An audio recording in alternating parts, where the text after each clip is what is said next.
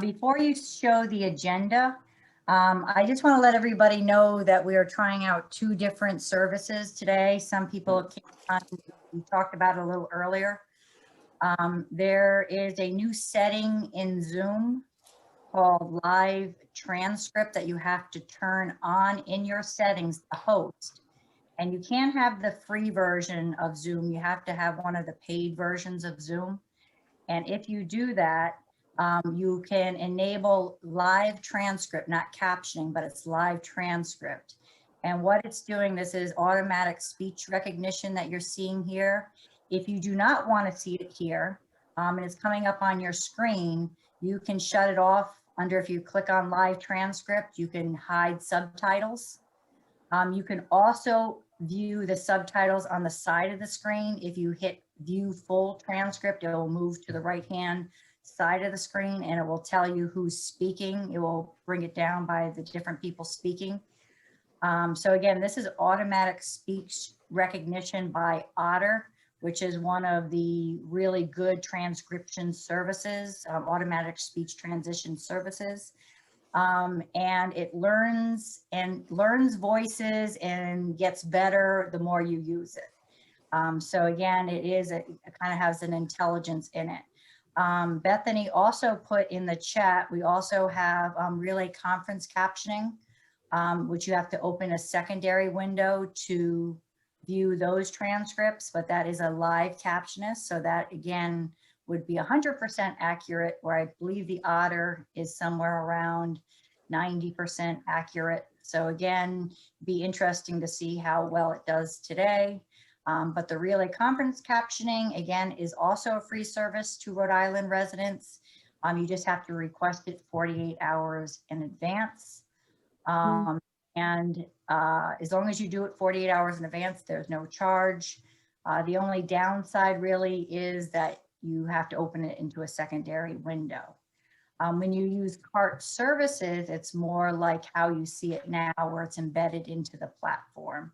So I just wanted to bring that to everybody's attention. And then if Bethany, you can share our agenda. And then if everybody but the interpreter wants to shut off their windows for a little bit, and then we'll just, as you speak, we'll turn your windows on. So we'll just take a minute to go over the agenda.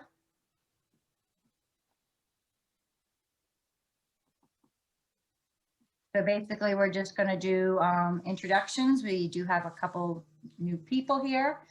We're going to review our minutes. Then we're going to talk about the Employment Committee openings. And we have our guest speaker, Liz Hubbard, here from the Disability Law Center that has prepared a PowerPoint presentation, a guide that describes how an employee might request a reasonable accommodation and interactive process, I believe, but she'll go over that in more detail. Then we have our webinar questionnaire results, and then we're going to schedule our next meeting. So I'll just give everybody a second to look that over, and Bethany is putting that into the chat if you want to review it again at some point in the meeting.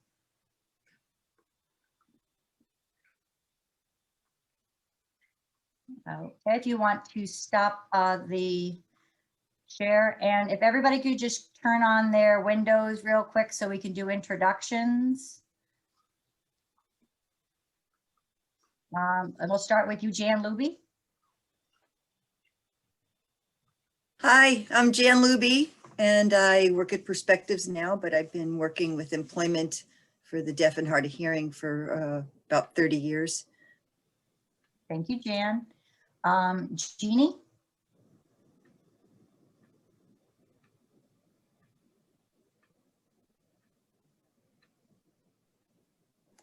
Simon, can you see Jeannie? No. Okay. Okay, all right. They got me spotlighted, that's why. Okay. Can you see How her about now? we shut her? Where's Jeannie? Okay, now I can see you. I can see you now. All right. Jeannie, can you introduce yourself again?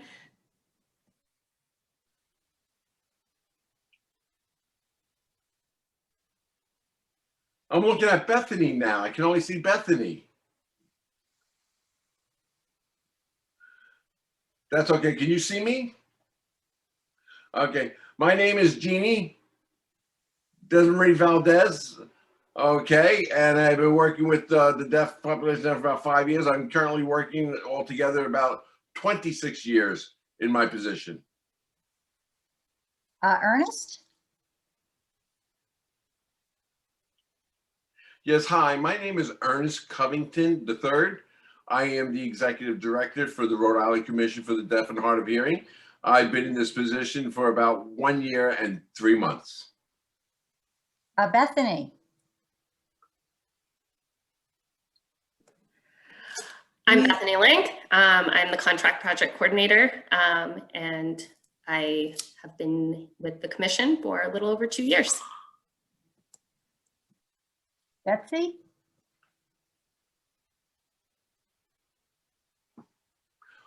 We can't hear you, Betsy. You're, Never. All right. I'm Betsy Beach. I've been on the commission for the deaf and hard of hearing as a commissioner for 11 years. And I've held different roles there. Currently, I'm the secretary of the commission. And I also work at Amos House in the employment and training program. Paul? And I'm hard of hearing. Paul Hewitt from the Office of Rehabilitation Services, and I have been here since 2005, I believe. Liz? Hi, I am Elizabeth Hubbard from Disability Rights Rhode Island, and I'm one of the attorneys there, and I'm today's guest speaker to talk about employment rights. Wonderful. Lindsay? Hi, I'm Lindsay Conway. I work as the community liaison for the commission, and I've been working for the commission for almost a year. Wonderful, thank you. And I'm Denise Corson. I'm the ATEL program coordinator of the Adaptive Telephone Equipment Loan Program and the chair of this committee. So if we could just shut our screens off again, except for the interpreter, so it makes it easier for everyone to see. And then if you could share the minutes. Bethany shared a file in the chat. Can you also share the minutes on the screen too, Bethany? Yes, I'm sorry. Give me 1 second. Yep, take your time.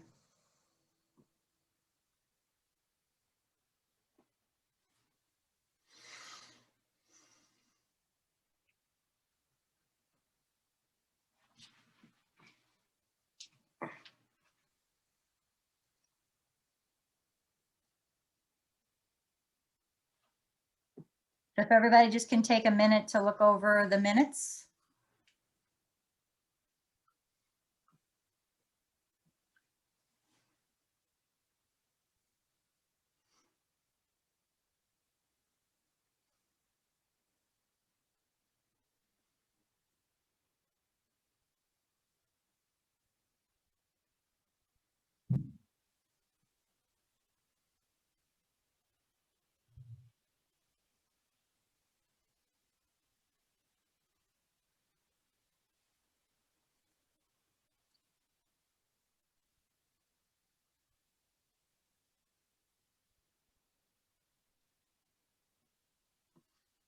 And when everyone's had a chance to look it over, if somebody could accept the minutes and somebody second it.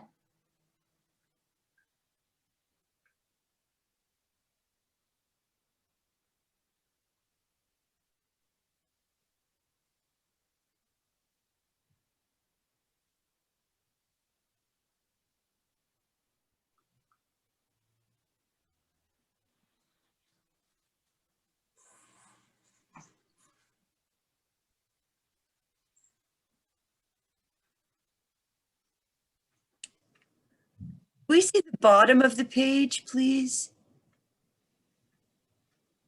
Thank you.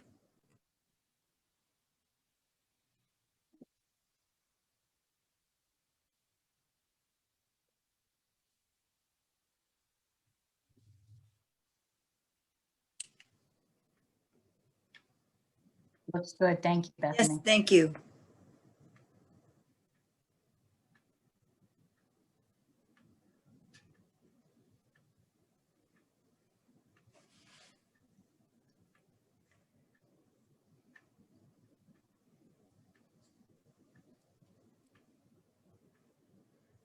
And if we can just have somebody accept the minutes and somebody second it. This is Jan. I move that we approve the minutes. I second. Thank you, Paul. Deja vu. Okay, Bethany, we can stop sharing. Thank you. The next thing on our agenda is employment committee openings. So I'm just going to go over who's on it and what position right now. For the Department of Human Services, ORS is Paul. We have a vacancy for the Department of Labor and Training, but Pam is working on that. The deaf community, Jeannie is representing that from the Rhode Island School for the Deaf Transition Coordinator. The hard of hearing seat is Betsy Beach. I am one of the public seats. Jan Luby is one of the public seats. Jen did have to resign, I guess, due to other commitments, so she is no longer on. So there is a vacancy for the other public seat. But we do have a person who responded to our webinar topics, which we'll go over later, that is interested in becoming a committee member. She relates more to the hard of hearing community than signing, but she is having a difficulty with employment and would love to be part of this committee. So we might be seeing her at our next meeting. Does anybody have any questions on that?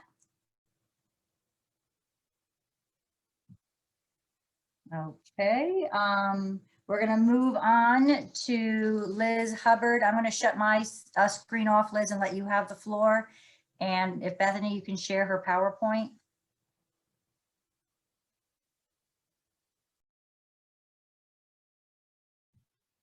Great, thank you very much. So this is employment rights, and I'm also going to be talking about some work incentives as well, since that is often a barrier to employment. You want to they- turn your screen on, Liz? You want to turn on your video? Oh, sure. All right. So next slide, please. Or if you want to do screen sharing, So allow me screen I sharing. just made you a co-host so you can take over. Oh, awesome. Thank you.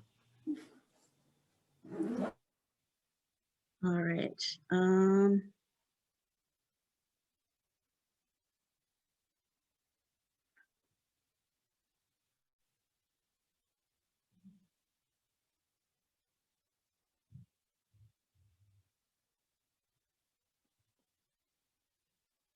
And let me just see if I can go into presentation mode.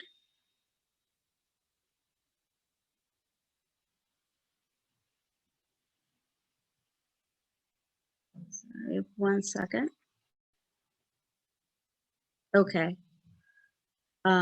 Please let me know if you need me to stop or slow down or anything like that.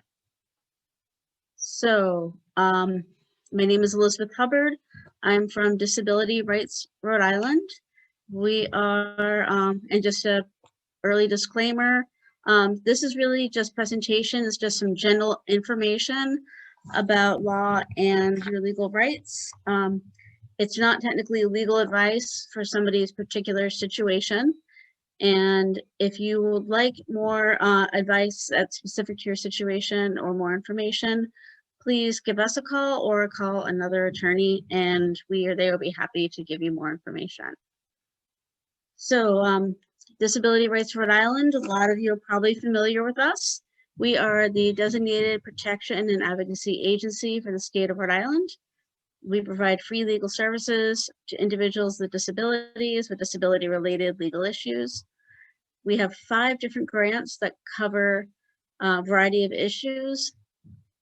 These are PAMI, which is the Protection and Advocacy of People with Mental Illness, PAD, which is Protecting and Advocacy of People with Developmental Disabilities, PABS grant, which is for Social Security, PAT-B, which is for TBI, PAVA, which is for voting, and the PAT grant, which is the one that I do the most work on, which is for AT, Assistive Technology. So we do a couple different areas that relate to employment. One is we help people who are clients of vocational rehabilitation. We also help people who are trying to transition off benefits. And we also, in some cases, help people with issues of employment discrimination.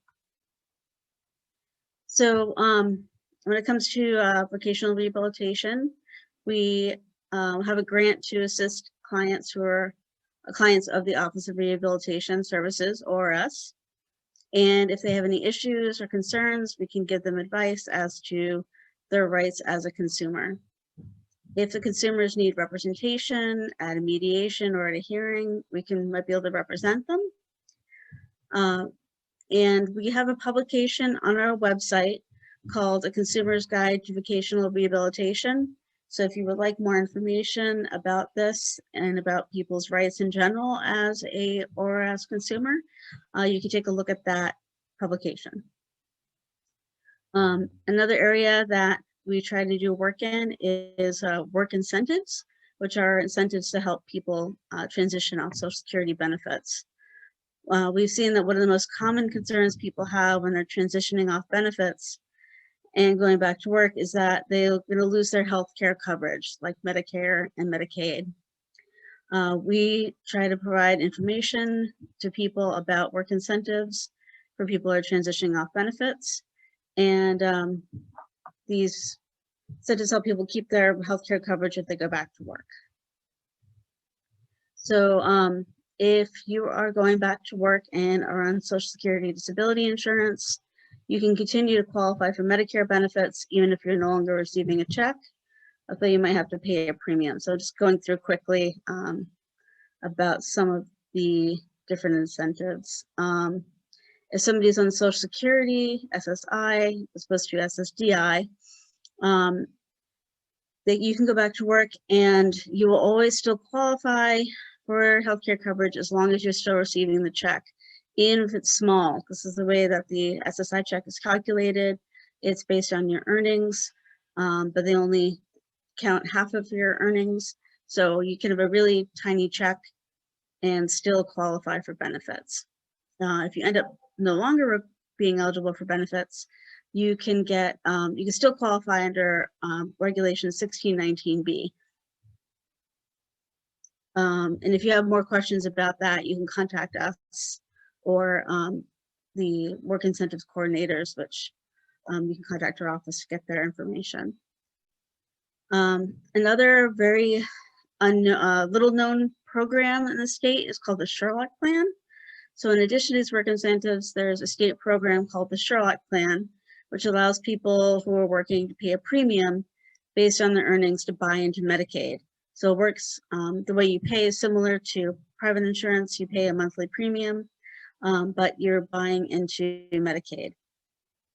You're eligible for the Sherlock Plan if you meet the Social Security disability standard and you have proof of paid active employment.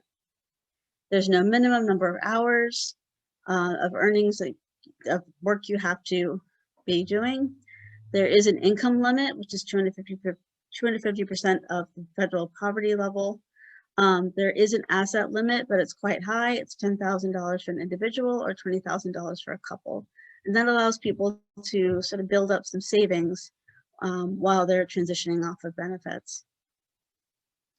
So as I said, for more detailed information, you can look at the brochure we have on our website.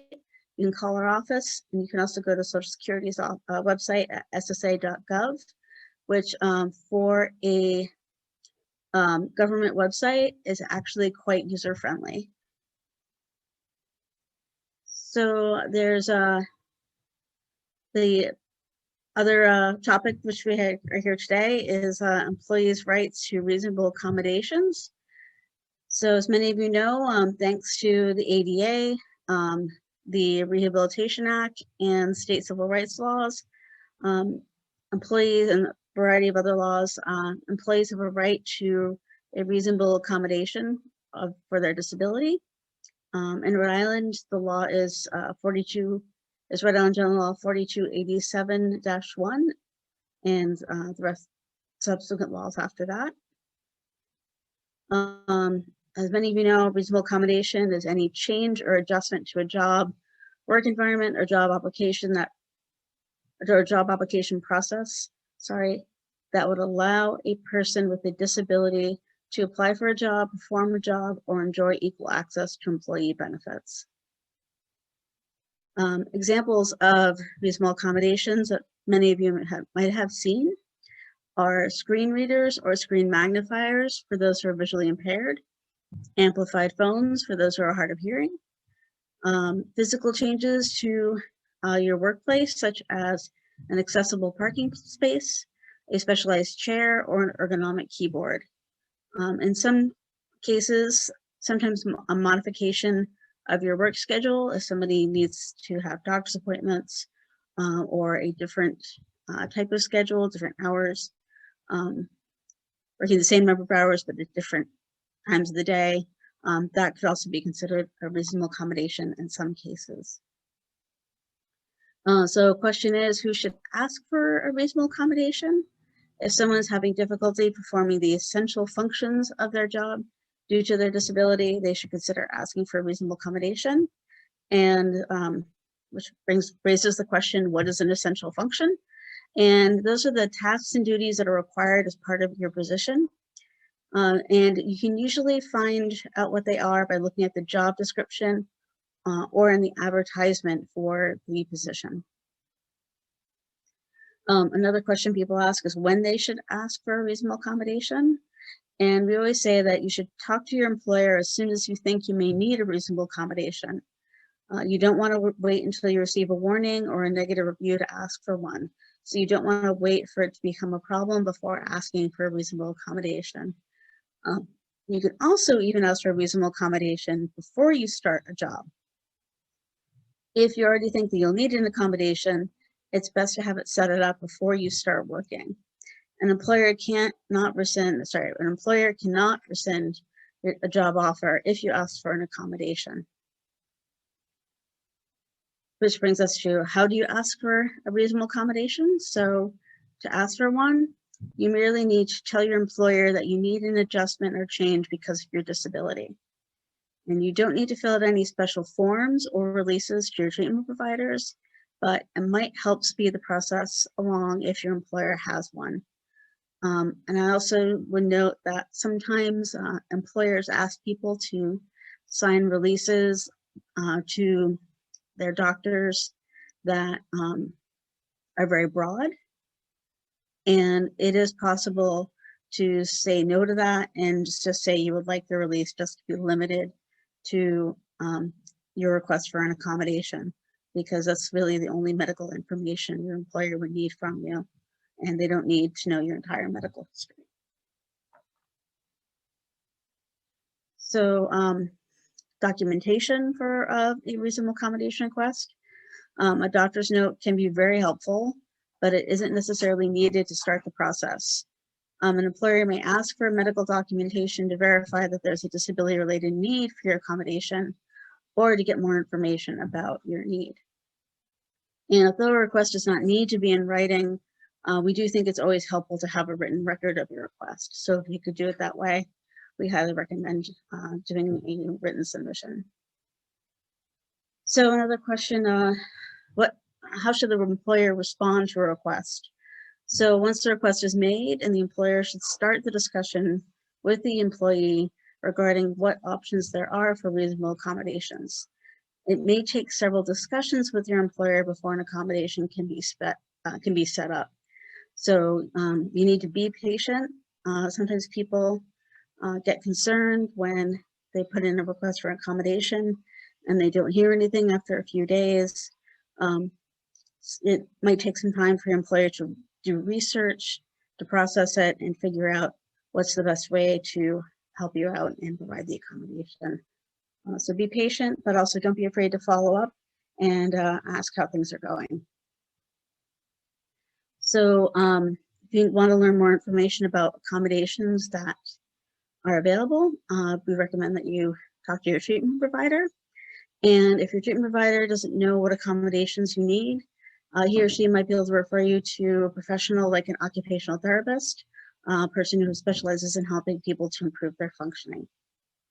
You can also talk to other types of professionals who help with different types of disabilities, such as speech language pathologists, audiologists, and other similar types of professionals who do this for a living and can help make recommendations of good accommodations. There's also a great website. You can look at the website for the Job Accommodations Network.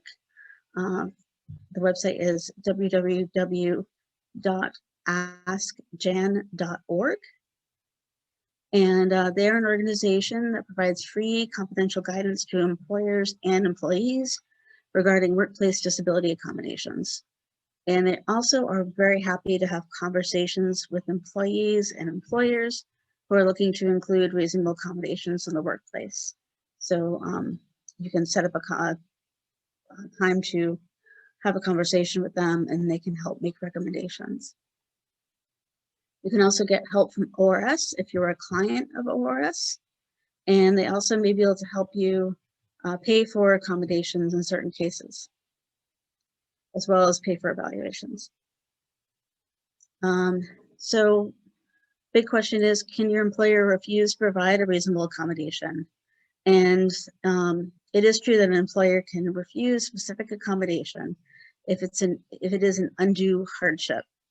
And an undue hardship, what it would be, it varies for each employer, and it considers different factors, which include the cost of the accommodation to the employer, the size of the company, the impact on the functions of the company, as well as impact on other employees. It's also not just limited to the cost of the accommodation. Accommodation may also be an undue hardship if it's unduly extensive, substantial, or a fundamental alteration to the operation of the business. So if an employer can demonstrate that a modification would fundamentally alter the nature of the goods, services, facilities, privileges, advantages, or accommodations provides, it is not required to make the modification. So that argument, it sounds kind of abstract, but it's if it would make a big change in what exactly a employer does and how it functions, if there would be a really big change to the employer, then it would be considered a fundamental alteration. But employers claiming that providing an accommodation would be an undue hardship or a fundamental alteration, they still have an obligation to offer an alternative accommodation that would meet your needs. So they still have to provide some sort of accommodation. It just may not necessarily be the one that you asked for, but they have an obligation to provide an alternative or suggest an alternative. So if an employer cannot provide the requested reasonable accommodation, it's, as I said, it should offer another type of accommodation. And if there's a reason that that accommodation that the employer offered will not work, then what you can do is provide your employer with information as to why that accommodation would not work. So sometimes, I guess an example here would be if somebody has a particular type of hearing aid and it doesn't work with technology that the employer is offering to help people, to help the individual in their job, then they could say, well, my particular hearing aid won't work with that technology that you're offering as an alternative accommodation, and that's why I need the one that I asked for first.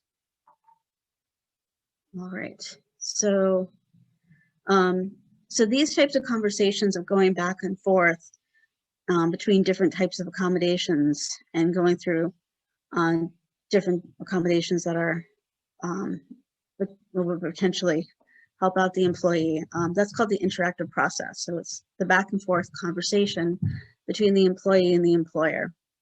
And you might have to discuss several different options before you find one that fits your needs and that your employer can provide. And this is called the interactive process. And this is considered part of requesting a reasonable accommodation. And it's really considered an important part because the ADA, the way it's written, they want people to get their accommodations, but they also want it to be in a way that employers can provide, because the end goal is to keep people with disabilities employed. So the interactive process helps people to work things out and talk to each other and communicate and eventually come up with a solution that is mutually beneficial. So then sometimes there is the unfortunate incident where an employer refuses to discuss a reasonable accommodation. And the employer has to, at the very minimum, talk to you about your request for a reasonable accommodation. And if they refuse to discuss it, then at that point, you do have a right to file a complaint. People often ask, at what other point do they have a right to file a complaint? Sometimes people feel like the employer is waiting too long, or they feel like the employer is insisting an alternative accommodation that won't work for them. And at that point, I would say it's a good time to learn more about your rights and perhaps talk to an attorney. So if you talk to an attorney, as I said in the beginning, there are lots of different federal and state laws that might cover you or your employer. Different laws actually cover different types of employers. So if you work for a government agency, the laws that would cover your employer would be different from the laws that cover a private entity, a private company that doesn't have any government affiliation at all. And then you also want to make sure that you are aware of your deadlines. Each law has a different deadline associated with it. So you want to make sure that you can look that up, research it. And if you talk to an attorney can also provide you with information about when your deadlines would be. If you would like more information, there's a fact sheet that we have on our website that pretty much has the same information as this presentation, and it's a lot more readable format. And said, if you have specific questions or problems, you can call our intake office at 401-831-3150. And our intake office will be happy to get more information and either provide you with referral or information, or have you talk to one of our attorneys like me. And then if you want more information in general, our contact information is on this slide, Disability Rights Rhode Island. And we're always happy to answer questions and talk to people about their rights. So if anybody has any questions, please let me know. Hi, Liz.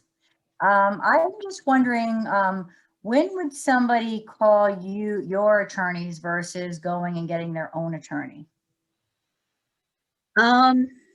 Well, I think it depends on sort of your choice. Some people would like to, come to us. I would say that some legal services require that you can only earn a certain amount of income. They have an income limit for their services. Our agency doesn't. So even if you, have a good job and are earning lots of money, you're still eligible for our services. You just need to be an individual with a disability who's looking for assistance with a disability-related legal problem. That's within our priorities. And employment discrimination is one of those things. So you could call For the deaf, and I prepare them for their future employment. So the question that I have for you is what you just talked about in terms of getting an attorney. So the first question is, let's say the student is looking for a summer job or a temporary job. Does that law apply to them as well, even though it's part-time or just for the summer, even though they're only gonna be hired for a short term and it's not a full-time job? And if they don't provide them with that accommodation during that short-term interim for a summer program, could they rely on your office to, step in? And then also with that list also, do you also have that list that we can pass on to the students? And is it friendly for the students to read it? Is it, reader friendly?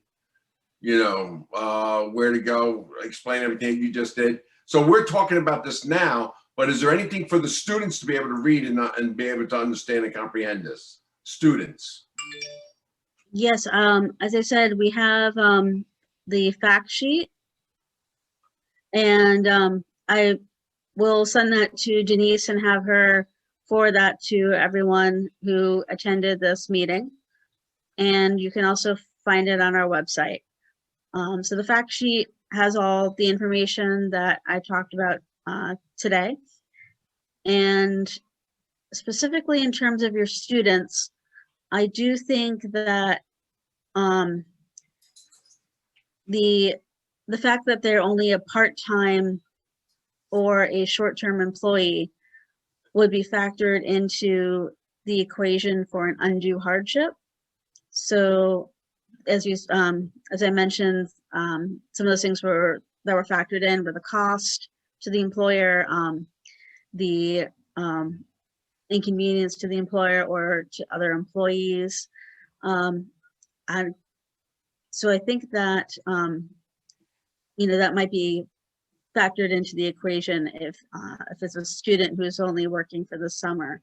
However, there are a lot of accommodations that aren't that expensive and aren't inconvenient.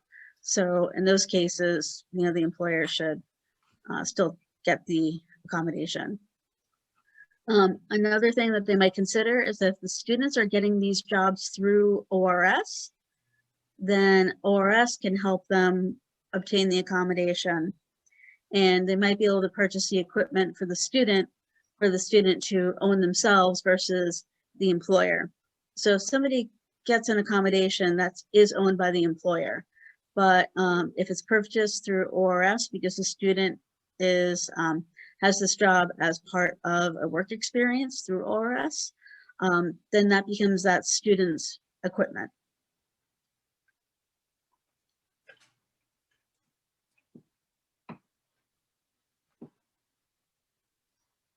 Okay, thank you. Thank you.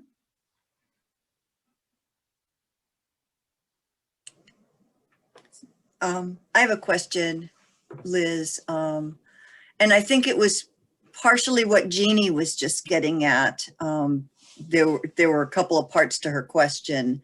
Most of the time, the deaf people that I work with, and probably most of the students that Jeannie works with in transition, don't need equipment. They need interpreters for a job interview.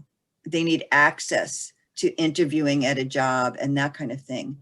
And I had an experience 5 months ago or something, a few months back. This year has been so weird. It's all run together, but I had a young man who applied for a job and they contacted him for an interview. He had good experience. He had the experience they were looking for. And he's deaf. So when he got back to them, because they had texted him, so he texted back and he said, I need an interpreter. Never heard again. I called for him.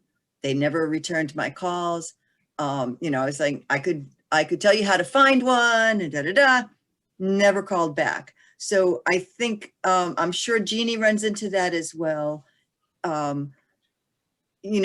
According to the ADA, every bit of employment, including the interview process and the application process, is supposed to be accessible. So, and it's great that, you're addressing people's rights when they're already working. But the fact is that a lot of people have this barrier to getting a job because of access to interpreters. So, I know that there aren't enough people in the world to be following up with every employer that does that, as my client, my client experienced. I'd almost like to pose as an attorney and say, hi, I'm calling from the Disability Law Center. Please don't. We'd like to know why you didn't get back to him when he said he needed an interpreter, but we can't do that, right? So just wondering what you would suggest in that kind of scenario, because they are supposed to be making it accessible. And I understand undue hardship, but if it's a restaurant that's making decent money, how much does it cost to get an interpreter? Yeah, as I said, somebody. undue hardship is case by case, and a restaurant, probably should be able to shell out the small amount of money it would take to hire an interpreter for the 2-hour block to interview a young person. And this So I is agree somebody with you that that is. Yeah, he didn't need an interpreter on the job. He reads lips fairly well, which would be difficult with masks right now, but he had the experience. So once he knew what he was doing, but they didn't even meet him. So Yeah. It's kind of frustrating. Yeah, no, I agree, that's frustrating. And those are cases that should be looked into. You can, if somebody feels like they want to contact our office about that, please do. So And in that kind of situation, he could have contacted you and said, they contacted me for an interview. And then when they heard I needed an interpreter, they yeah, I can't say we represent him, but we'd at least be happy to talk to him about that. all right, thank you. But you're correct that in the interview process, that there should be accommodations in the interview process as well. Absolutely. Thanks. Liz, would you say even like a letter from the Disability Law Center, just that? Is that something you do, just saying you didn't accommodate? Do you do letters like just out of the Disability Law Center saying you didn't accommodate somebody? Do you do things like that or not really? Sometimes what we'll try to do is contact the employer to negotiate with them. And, and oftentimes that, the negotiation process is, most of that is education, to say, yes, you have an obligation to do this, and this is how you go about, getting an interpreter. I know we had a lot of issues with that with doctor's offices and hospitals, and majority of that negotiation in the lifespan case was education, and making people understand that interpreters were so important. So occasionally we would take a case for negotiation and try that tactic first. So it wouldn't be, a nasty gram from us saying, you violated, because to be honest, we would have to know more, know all the facts before we could actually say that they violated the law.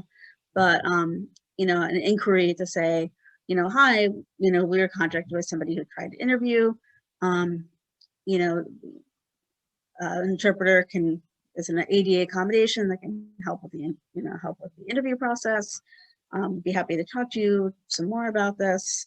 And sometimes they respond, sometimes they don't. But it is, something, a tactic that we can do. Thank you. I know, Jeannie, you had a question?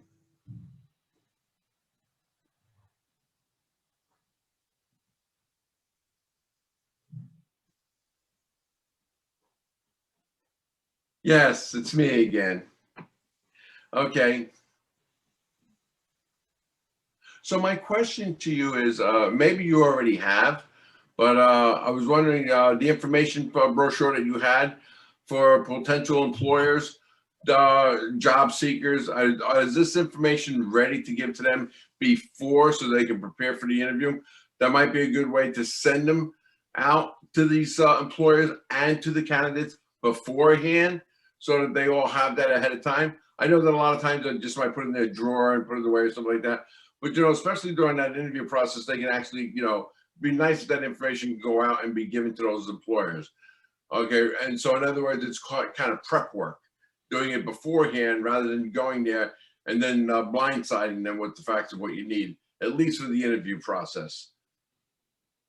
So this way they can say, you know, this is going to be a reasonable accommodation, the individual, the cost, you know, and sometimes, like you said, it's a very insignificant cost. It's not a lot, but just something to get that information out there, you know, beforehand, you know. And also the nice thing to do is to do it on a repetitional basis, you know, like a yearly basis, because personnel, you know, come and go out of companies. So maybe one personnel may know about it from HR, but another person may not.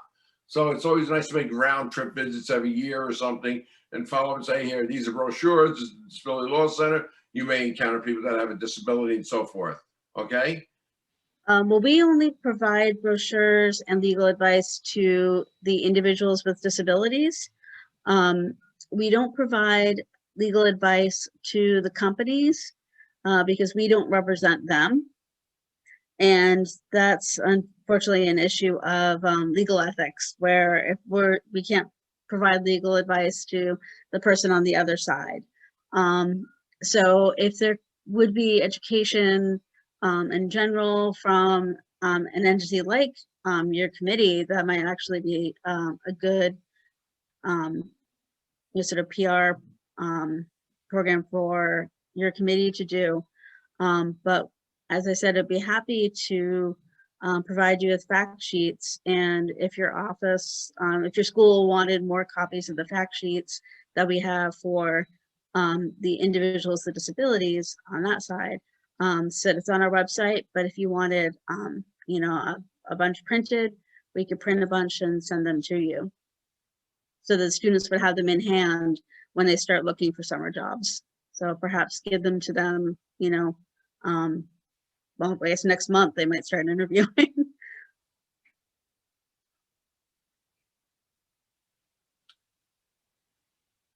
Okay, thank you. Thank you.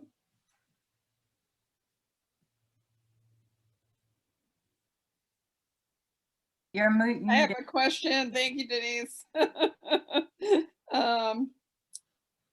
So for hard of hearing people, what often the accommodation needed is in terms of captioning? And I find workplaces really vary and are very hard because phone systems will vary. I've had some workplaces where I'm able to get a private space and I can turn speakers on the phones, and I can Mhm. maybe loop in a caption phone, and some workplaces where I have to work in a group setting and there's too complicated a phone session, you know, system to put captions in there. And background noise is really hard on hearing aids, and that varies setting to setting.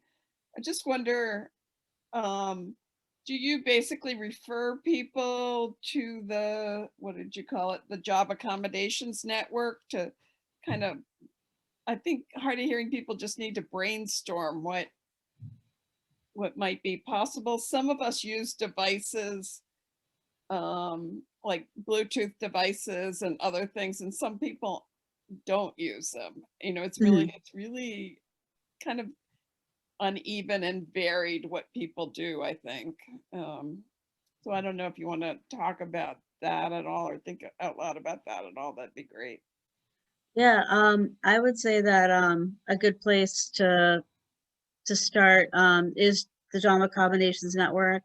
I would also probably give them, Denise, I'd probably also give them your number.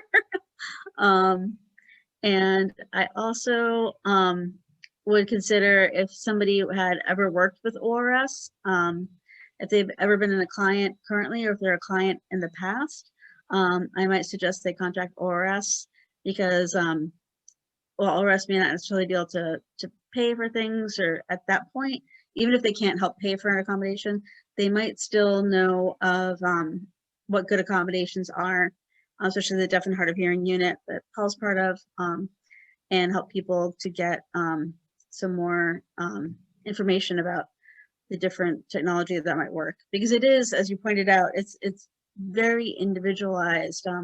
People have their own preferences. They have the technology that works for them, And that's their right, you know, it's their right to use what they want to use. Some people like Apple phones, some people like Android phones, and people should have that same type of right to work with that. However, sometimes in different cases of you know, working with an employer's phone system or database, things like that, sometimes it can take a little give and take from both sides to make sure that things work. But if somebody has a particular hearing aid, you can't make an employee change their hearing aid. You have to work with the one they've got. So Yeah, I mean, I think that's a really good point in your presentation, that it's when you're out of communication with who you work with. But let me tell you, hard of hearing people, some of them are late deafened, and when it happens suddenly to people, some people just quit their jobs. I mean, there's also a big variation on how much someone is willing to go after figuring out what they need, or if they just sort of take themselves out of the Yeah. picture at some point. I think also if somebody has a sudden you know, accident or illness like that, would cause something like that, they're trying to deal with a lot at once, and sometimes employment might fall down the list of Do you priorities. find people who are newly disabled come to you to figure out things, or? Well, we generally just work with, you know, legal issues. I think a place that does a good job of doing that is the Ocean State Center for Independent Living. Right. They do a good job of helping people who are Okay. newly disabled, just with the adjustment process. Okay. Yeah. And we would say also, if somebody, you know, who was having an issue with employment, to go to ORS, you know, if they lost their job because of a new disability, you know, we would say that they had the right to apply for ORS services and suggest that. Okay. Sounds good. Simon, what time do we have you to? You have me until 4 o'clock, I believe. Am I right, Okay. Bethany? Is it 4 o'clock? That's what we have in the system. Okay, wonderful. Just making sure. Does anybody have any other questions for Liz? So I think, Liz, what we are looking at webinar topics, and maybe even just getting the discussion going with what you, even just knowing about that Jan thing, and you know, ORS, letting people know what their options are. Would you be willing to, when we set up a webinar schedule, would you be willing to do a topic on this and have people answer questions on that? That would be great. I'd love to do that. And what time of the day is good for you? Like, we did a survey and it looked like the majority of people did like the evenings. And then it was half and half, like 12. So we did a survey on when the webinar would be good timing. So the majority, which is, well, 8 people said evenings, which was 6 to 8 p.m. Then we had the other 2 split. The lunchtime and the afternoon were both 5 people each. So we had 12 to 2 and 2 to 4. Do you have a preference time when you like to do your, is it during the day preferably, or? It doesn't matter to me. I'm flexible. You're open? We can Okay, do them in the evening if needed. And also if people are, you know, if we're trying to target people who are working, that might be better. That's what we were thinking. Yeah. Okay.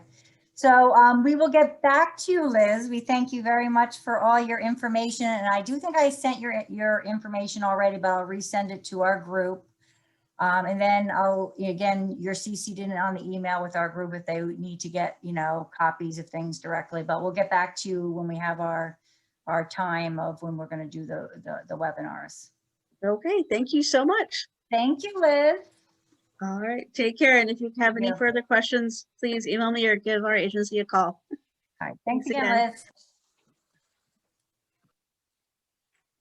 Okay, so anybody have anything else they want to discuss about Liz's presentation?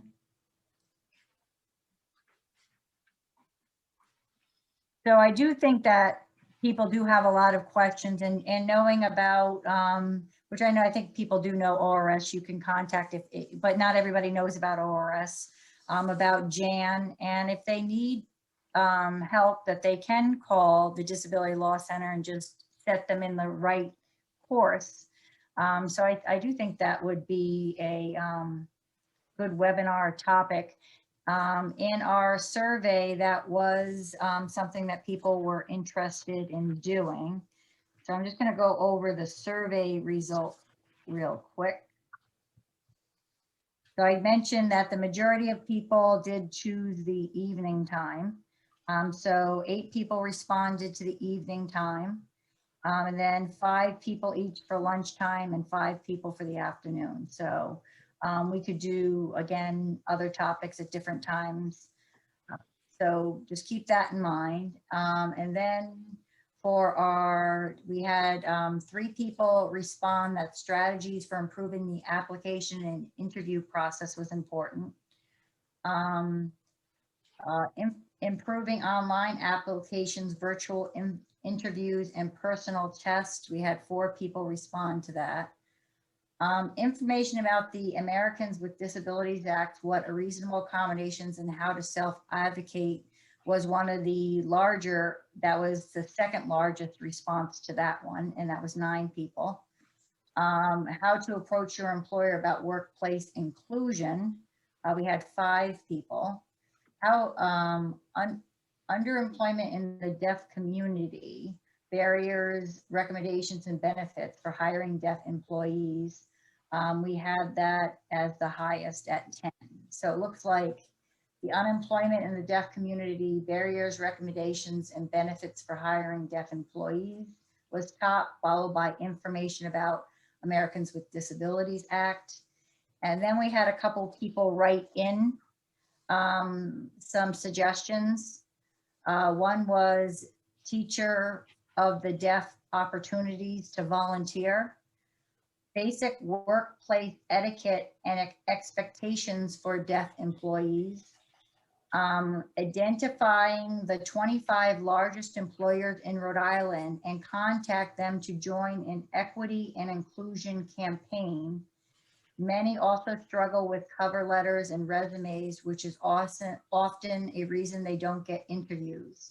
Also, networking is very important and a barrier. The last one was getting an actual full-time job with a profound hearing loss has been difficult, and she's been trying for 10 years. And on that note, I'm just going to say one more thing on that note. We had somebody write in the committee that she said, she sent a, which I sent to everybody, I highlighted, it says, it was an article about my experiences having very closely mirrored this of an article. And the article that I sent was, or the attachment was, deaf and underemployed, 1,000 plus applications, but still no full-time job.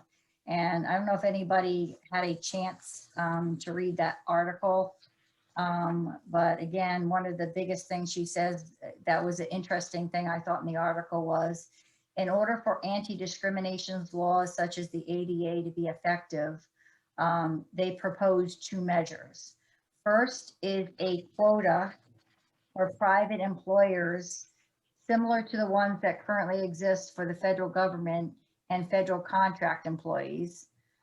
Private companies with federal contracts must hire people with disabilities for 7% of their workforce. Federal agencies have a higher quote of 12%, 2% of which must have a targeted disability such as deafness, blindness, or mobile impairments. In the article, they also would recommend to see businesses set up a centralized reasonable accommodation fund to help pay for any accommodations a new employer might need. So it said it removes the economic distinction for hiring workers with disabilities. Different departments may not have the budget for disability accommodations or may try to hire the cheapest people. So that was some of the information that I had sent earlier this month. Does anybody have any comments or suggestions on moving forward?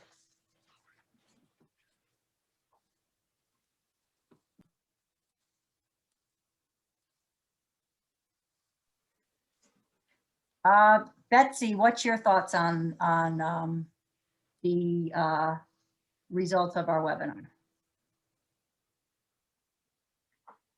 The results of the survey that you just Yeah, laid out.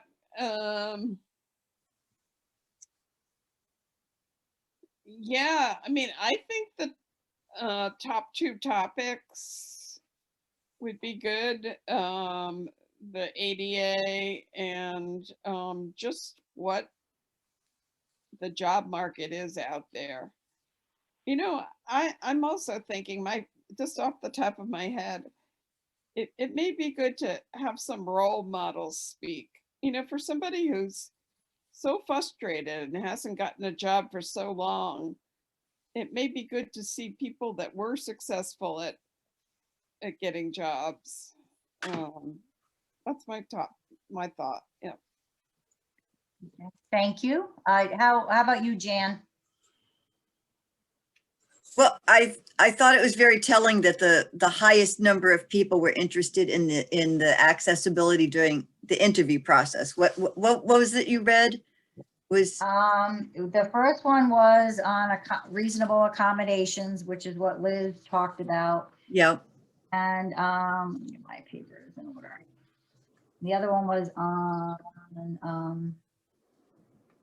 unemployment in the deaf community, barriers, recommendations, and benefits of hiring deaf employees. Benefits. But again, it looks like, you know, obviously, because we're talking about that's top on their list. Denise, you just broke up. I didn't get your last sentence. I'm sorry. It looks like unemployment, again, unemployment, who that was. Unemployment in the deaf community, barriers, recommendations, and benefits for hiring deaf employees.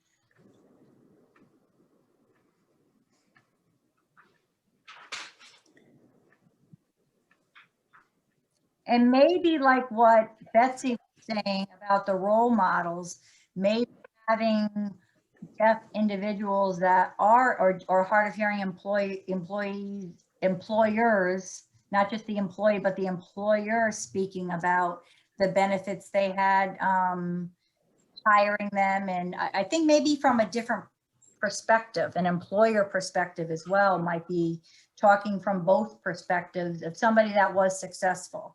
An employer that hired deaf and hard of hearing employees and they were very successful in how they transitioned, and maybe the reverse. What do you think about that? I think that's a great idea. I don't, in my former job, I think I had more connections with employers that would have been willing to, so Jeannie might have some employers that would like to speak to that. I think that would be great. I also, recently, I was looking for videos on job interviewing and videos that were in ASL.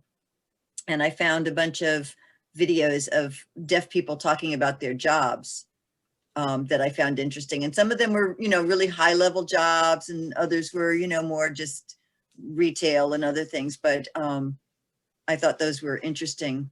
So I don't know.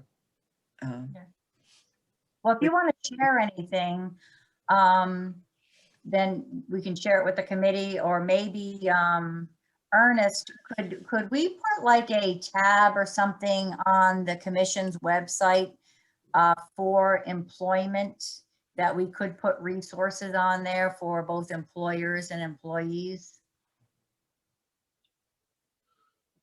Yes, that can be done. And that might be something that would be, that we could refer to. So once we're developing, you know, webinars, that would be easily accessed, just employment. And maybe it can be directed not only to employees, you know, to have information, but if an employer is uncomfortable or doesn't know what to expect, that the employee could say, you know, visit this website and you can learn about accommodations, about other people's experiences. So maybe that's something that we could work on. So if people have, you know, videos and things successful to employment, or websites and things like that, that we could share that.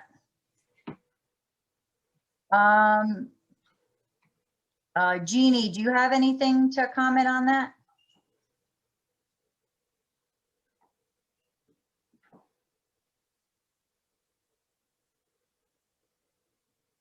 So what are your thoughts on that, Jeannie?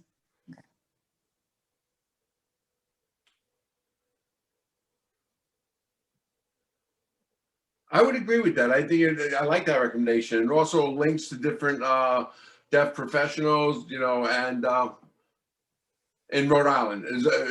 We all try to keep it local, though.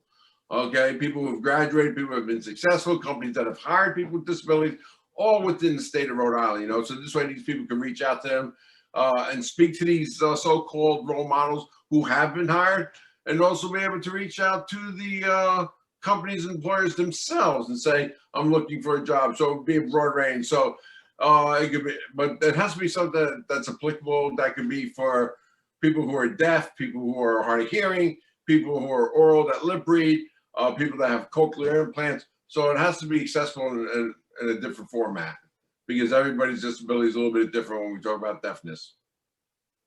Thank you.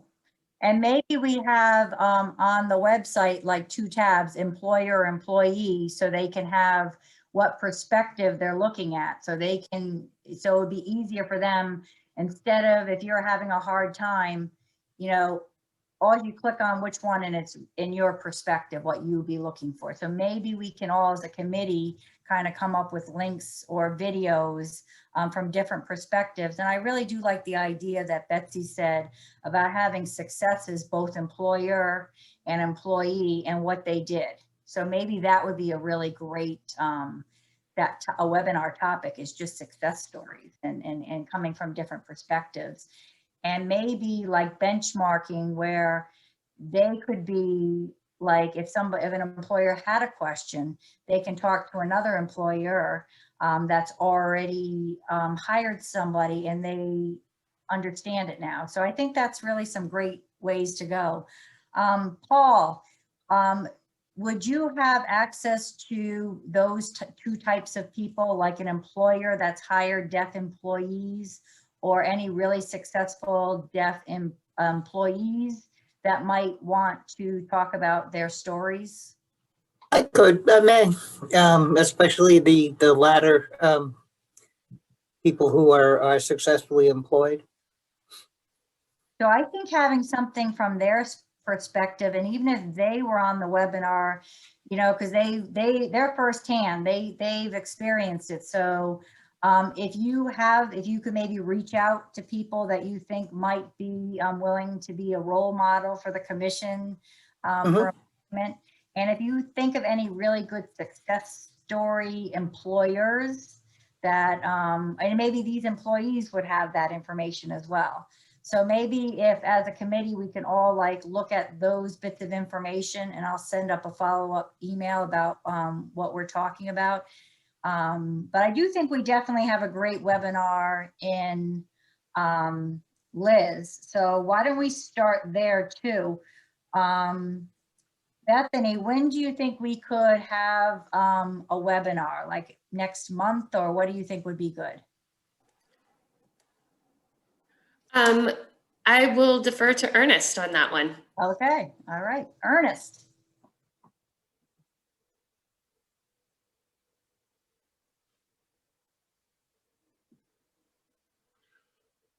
Whenever you're ready. I think next month would be fine. That would be, let's see, February. You know, February, because March is not a good month though, okay? Because,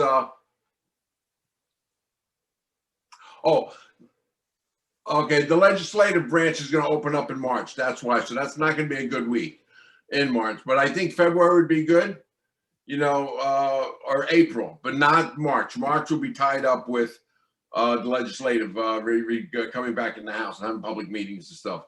And I think putting that on the website, that's going to be good. People can actually watch those little tabs on the website, and then people can contact us and say, listen, they can remind us to update our things. So it seems that our website is being useful right now because people are reminding us that they want updated information there. So that means that people are looking there. We also put things up there in reference to Zoom. People who are, sharing their experience, stuff like that, as Denise had mentioned. Those that have been successful in hiring, getting jobs and stuff through ORS or through on their own or through the ADA, so people would actually go there and actually link and find out to reach out to the people. It's almost like a support group. And then I think that, like I said, February will work and April work, but March will not. So whenever you're ready within the month of February and April, just let me know. So I was thinking like the last week in February. I know there's a school break the mid-February, but what about like midweek, the 24th? And we'll do the later time that we chose. How does that sound? So it would be 6 to 8 p.m. on the 24th.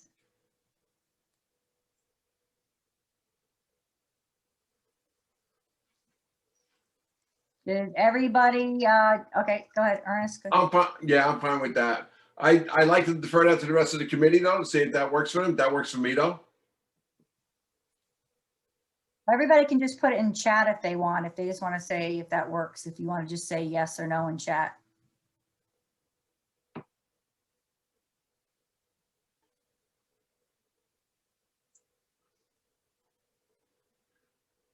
Just give everybody a minute to respond in chat to see if that date works, and then we'll move forward with that.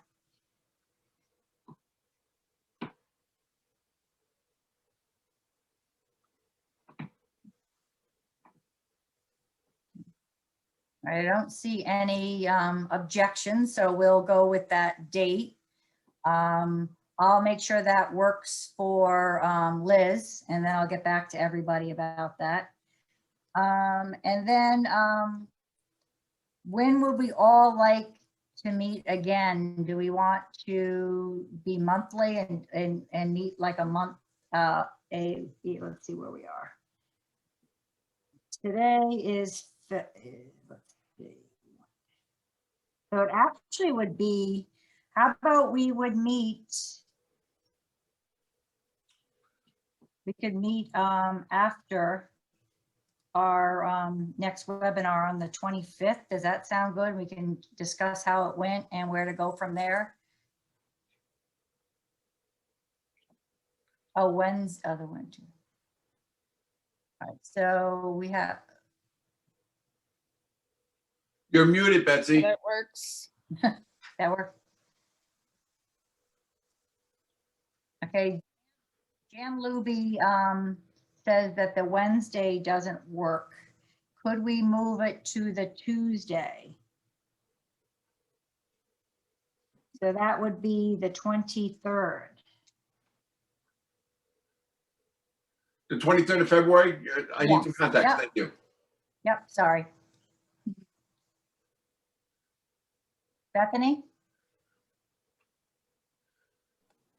We might just need to check with the EBCAP program. Tuesday nights, they sometimes hold roundtables at that time, 6 to 8, but we can check ahead of time for that. All right, now we're getting Tuesdays are not good for Paul. I can't do Thursdays. How about Mondays? Monday? How does that sound? Any objections to Monday? That would be February 22nd.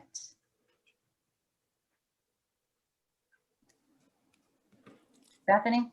For clarification, this February the 22nd would be for webinar, or this would be for the next meeting? Webinar.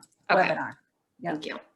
And then the 25th, we'll stick to our Thursdays at 2:30 if that works for everybody. All right, I think, Jan, we're gonna have to leave it at one of those. I guess Monday's not good either. I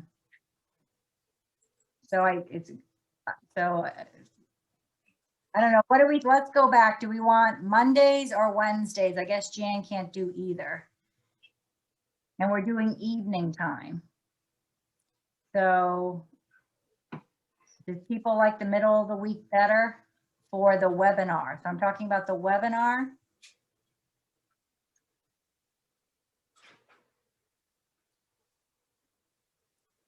All right. Mondays are better for a webinar. And then it looks like Jan, I can do.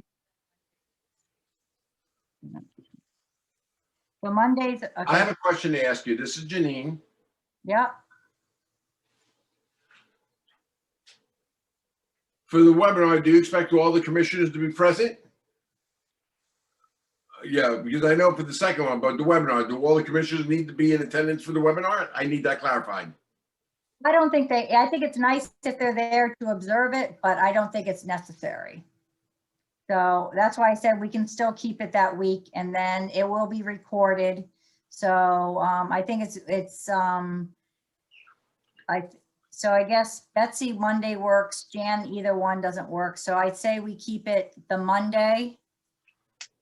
And then it will be Are we changed. still, excuse me, this is I'm getting lost here. Are we I'm still sorry. talking about the webinar all the way through right now? Yes. Thank you. Let me know Webinar. when you segue to the Sorry. employment meeting. So we're talking about the webinar. Okay, Yes. Monday doesn't work for, and Wednesday doesn't work for Jan Luby. Jan Luby. Okay, continue. I'm sorry. Okay. So we are going to, I guess Monday works better for Betsy. And Monday evenings just are not good. I'm sorry, I'm trying to read all the chat. So let's just keep it the Monday. This is the webinar, Monday, February 22nd at 6 p.m. And whoever can make it, can make it. And it will be taped, so you can review it. You don't have to make it, but that will be a topic to keep it that date, because again, I don't think we're going to accommodate everybody. So we'll just keep it that way. That's for the webinar, and we'll check to make sure that's good for Liz. And again, if you can make it, great. If you can't, that's fine. We'll have it recorded. And then our next meeting, we're looking to have for Thursday, February 25th at 2:30. Oh, Liz is still here. Good.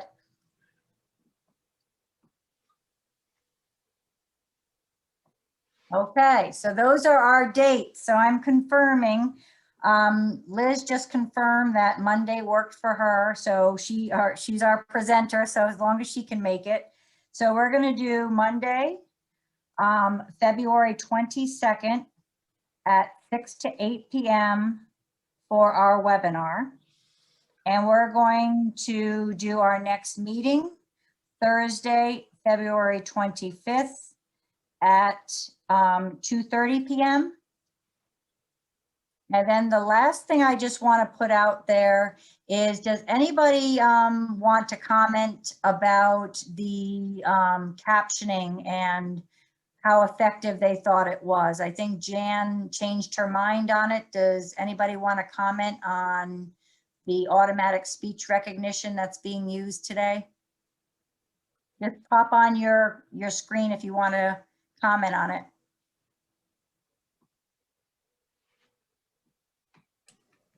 Yeah, I think the other captioning is much better. This one just, I'm sorry, Jan, I need context for interpreting. Which is better than which? the one that's showing up at the bottom of the screen, the otter, is not very good. I thought it was initially. I was impressed, but it just is, I think it's a mess. Okay, Betsy, could you comment on it? I know you use that. You're muted, Betsy. Can't hear you. I don't know why this particular meeting, I can't do it for you, Denise. I can't figure out unmuting. I actually thought it wasn't terrible.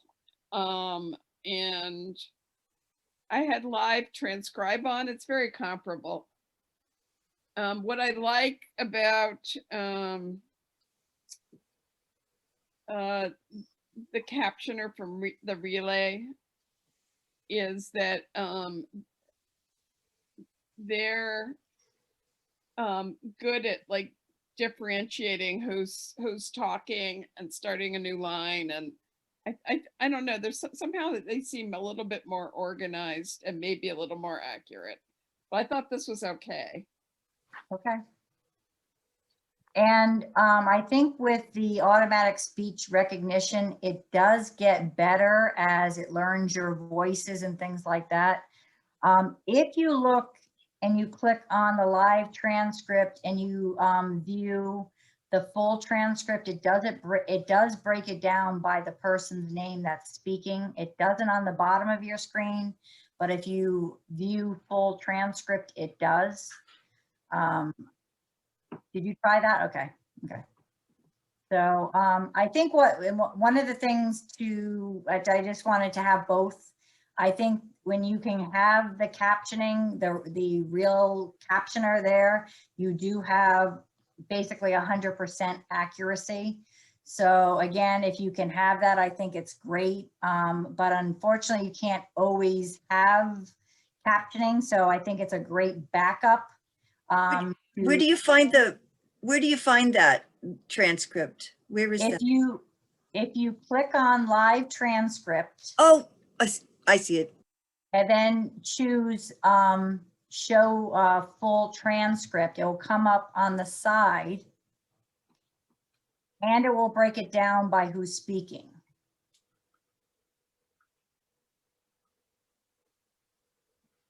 Betsy? Yeah, I just saved the transcript so that I can use it for meeting notes. Absolutely. So, and you can save it to your desktop if it says save.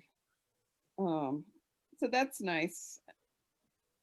I did work on seeing how the save transcript works, and the thing that isn't as good is when you save it, it doesn't break it down by people's names. So that's a little unfortunate because it looks really nice from what I'm seeing on the side of the screen. So all these automatic speech recognition will get better as people use it more. I think the thing I've noticed that was the worst is how people's names come up. So sometimes you have to say it to make sure it recognizes your name, and then it will recognize the name. So again, what's great is you don't have to, if it's a last minute meeting or something like that, that you weren't able to accommodate, this is a great option. Again, I think having a live captioner is always your best option, but I think this is a great option if that's not possible. So we're going to wrap up the meeting unless anybody else has anything else to say.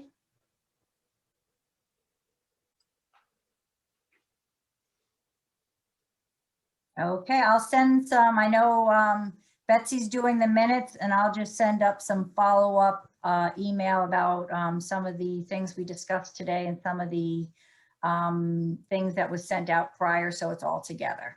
So thank you, everyone.